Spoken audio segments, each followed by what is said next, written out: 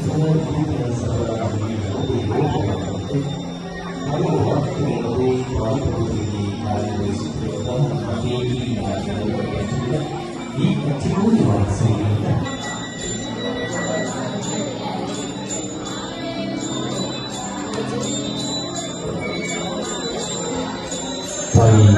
ಆಶ್ರಮ ಭೂಮಿಯ ದರ್ಶನಕ್ಕಾಗಿ ಪ್ರಾಪ್ತಕಾರರೇ ಶುಚಿತ್ವರಾಗಿ ನಮ್ಮ ಮಾನ್ಯ ಸಚಿವರು ಆಗಮಿಸಿದ್ದಾರೆ. ಇವರಿಗೆ ಜಿಲ್ಲಾಡಳಿತದ ಪರವಾಗಿ ಎಲ್ಲ ಭಕ್ತಗಳ ಪರವಾಗಿ ಅತ್ಯಂತ ಪ್ರೀತಿಯ ಸ್ವಾಗತವನ್ನು ಬಯಸ್ತಾ ಇದ್ದೇವೆ.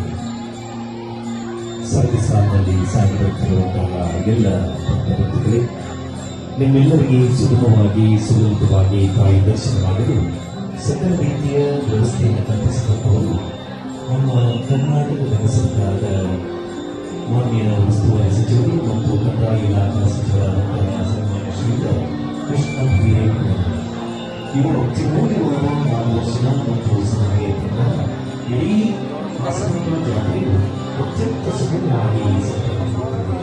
ಇವರ ಈ ಕಾರ್ಯಕ್ರಮದಲ್ಲಿ ದರ್ಶನ ಮಾಡಿರುವಂತಹ ಎಲ್ಲ